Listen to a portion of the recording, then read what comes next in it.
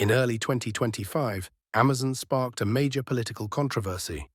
A report from Punchbowl News revealed that the retail giant was planning to show customers exactly how much former President Trump's new tariffs were increasing prices. The plan? Label every product with the added cost from tariffs, 145% on Chinese imports and 10% on most other goods. This move exploded into a national debate. The White House called it a hostile, politically charged act. Press Secretary Caroline Leavitt confirmed that Trump was furious and had personally spoken with Jeff Bezos. Amazon quickly scrapped the idea, but the damage was already done.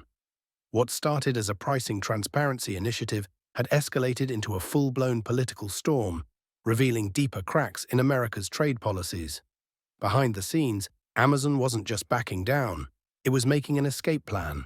The company quietly activated Project Silver Compass, a top-secret mission to move its global operations out of the United States. The reason was clear: tariffs threatened to wipe out over $13 billion in profits over just 3 years. And things got worse when the US revoked the de minimis rule, a policy that had allowed low-cost imports to enter duty-free. This was the backbone of Amazon's global marketplace, and without it, the entire system was at risk. Internally, Amazon knew it had to act fast. Executives began mapping out a relocation strategy, eyeing countries that could offer stability, strong logistics, and business-friendly policies. The shortlist: Singapore, Ireland, Canada, and the United Arab Emirates. Each had strengths. Singapore offered speed and efficiency, Ireland had minimal red tape, and Canada shared cultural alignment with the US.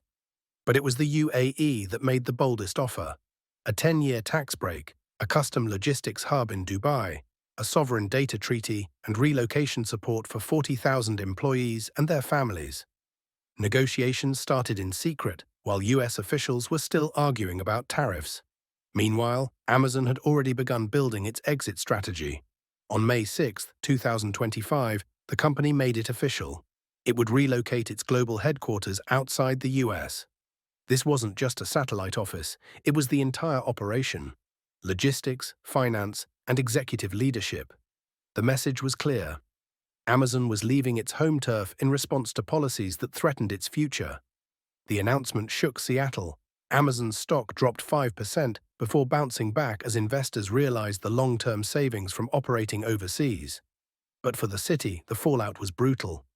Housing prices fell, local businesses lost foot traffic, the tax base shrank, and thousands of workers faced an impossible choice: relocate or start over. City leaders scrambled to respond with emergency plans and economic support, but Amazon's departure was swift and surgical. As Seattle struggled, Amazon ramped up its global pivot.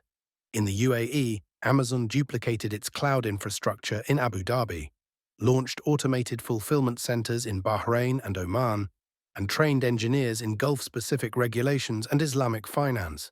This wasn't just a relocation, it was a transformation. The company also redesigned its supply chain. US ports were de-emphasized in favor of flexible hubs in Asia, the Middle East, and Europe. New tech was brought in: AI for demand forecasting, blockchain for product tracking, and robotics to improve warehouse efficiency. Amazon wasn't just trying to avoid tariffs, it was building a supply network designed to thrive in a world of political instability. Soon, other US corporations began to take notice. Apple ramped up lobbying for tariff exemptions. Tesla sought tax breaks in Indonesia. Even Walmart started looking at new global sourcing strategies. Amazon had sent a clear message to corporate America: relocation wasn't just possible, it might be necessary. Back in Washington, lawmakers called for investigations. Advocacy groups slammed Amazon for tax dodging. Labor unions accused it of abandoning American workers. But beneath the outrage was a deeper question. What does it mean to be an American company in 2025?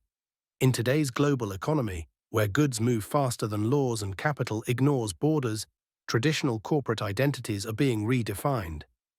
Amazon's exit wasn't just about tariffs, it was a response to outdated policies clashing with a borderless business world. And as Amazon settles into a new headquarters abroad, the effects will ripple far beyond one company. Cities like Dubai, Dublin, and Singapore are emerging as the new hubs of global commerce. They're not just hosting Amazon's future, they're helping define it. What's left behind in the USA? Empty offices, lost tax revenue, and a talent drain. Amazon's decision may be the first major shift, but it won't be the last. This is a turning point and a warning. So what do you think? Was Amazon justified in making this move? Should US trade policy change before more companies follow? Can America still lead in a world where capital is truly borderless? If these questions matter to you, make sure to subscribe, because next we'll be covering where companies like Tesla, Apple, and Walmart might be headed next.